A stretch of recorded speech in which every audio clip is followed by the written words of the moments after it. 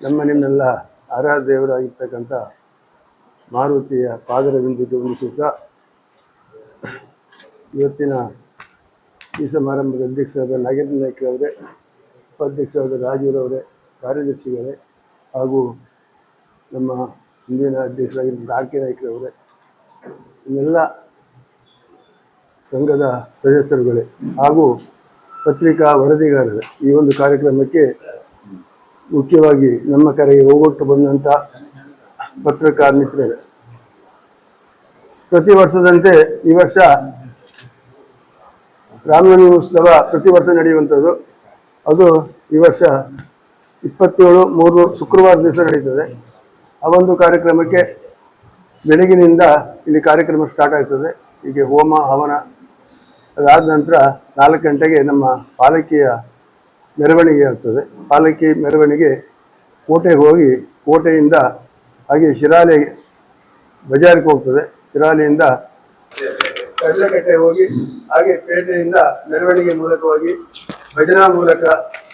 ಕುಣಿತ ಭಜನೆ ಮೂಲಕವಾಗಿ ಅದು ಇಲ್ಲಿ ದೇವಾಲಯದಿಂದ ಬಂಗಾರಕಟ್ಟೆ ಅಂತ ಬಂಗಾರಕಟ್ಟೆಗೆ ಹೋಗಿ ಇಲ್ಲಿ ಮತ್ತು ಪುನಃ ನಮ್ಮ ದೇವಸ್ಥಾನಕ್ಕೆ ಬಂದು ಅಲ್ಲಿಗೆ ಮುಕ್ತಾಯ ಆಗ್ತದೆ. ಆ ಕಾರ್ಯಕ್ರಮ ಆ ದಿವಸ ಮುಕ್ತಾಯ ಆಗ್ತದೆ ಅಲ್ಲಿಗೆ.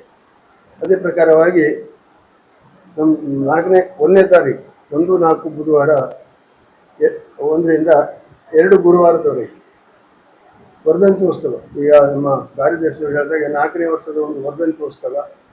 ಇದು ನಾವೆಲ್ಲ ಬಹಳ ಒಳ್ಳೆಯ ರೀತಿಯಿಂದ ಬಹಳ ಉತ್ಸವದಿಂದ ವಿಶೇಷವಾಗಿ ಈ ವರ್ಷ ವಿಶೇಷವಾಗಿ ಅದನ್ನು ಆಚರಣೆ ಮಾಡಬೇಕು ಹೇಳ್ಕೊಂಡು ನಮ್ಮ ಸಮಿತಿಯ ಎಲ್ಲ ಸದಸ್ಯರು ಅದಕ್ಕೆ ಹೋಗೊಟ್ಟು ವಿಶೇಷವಾಗಿರ್ತಕ್ಕಂಥ ಒಂದು ಕಾರ್ಯಕ್ರಮವನ್ನು ಸಹ ಇಟ್ಕೊಂಡಿದ್ದೇವೆ.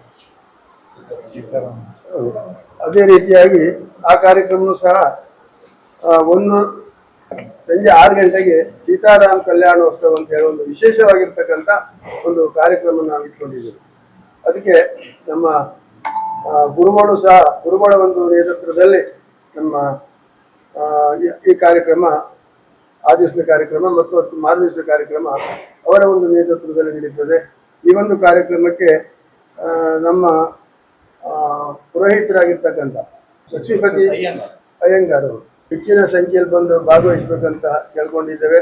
ಅದೇ ರೀತಿಯಾಗಿ ಸೀತಾರಾಮ ಕಲ್ಯಾಣಕ್ಕೂ ಸಹ ನಮ್ಮ ಸಮಾಜ ಬಾಂಧವರು ಹಾಗೂ ಎಲ್ಲ ಸಮಾಜ ಬಾಂಧವರು ಎಲ್ಲ ಹಿಂದೂ ವರ್ಗದವರು ಈ ಒಂದು ಸೇವೆಯಲ್ಲಿ ಬಂದು ಭಾಗವಹಿಸಿ ನಮ್ಮ ಈ ಕಲ್ಯಾಣೋತ್ಸವ ಮತ್ತು ಈ ವರ್ಧಂತಿ ಉತ್ಸವವನ್ನು ಒಳ್ಳೆ ಚಂದ ರೀತಿಯಿಂದ ನಡೆಸಿಕೊಡ್ಬೇಕಂತ ನಾವು ಸಮಿತಿಯವರು ಅಧ್ಯಕ್ಷರಿಗೆ ಎಲ್ಲರಿಗೂ ಮನವಿ ಮಾಡಿಕೊಂಡಿದ್ದಾರೆ.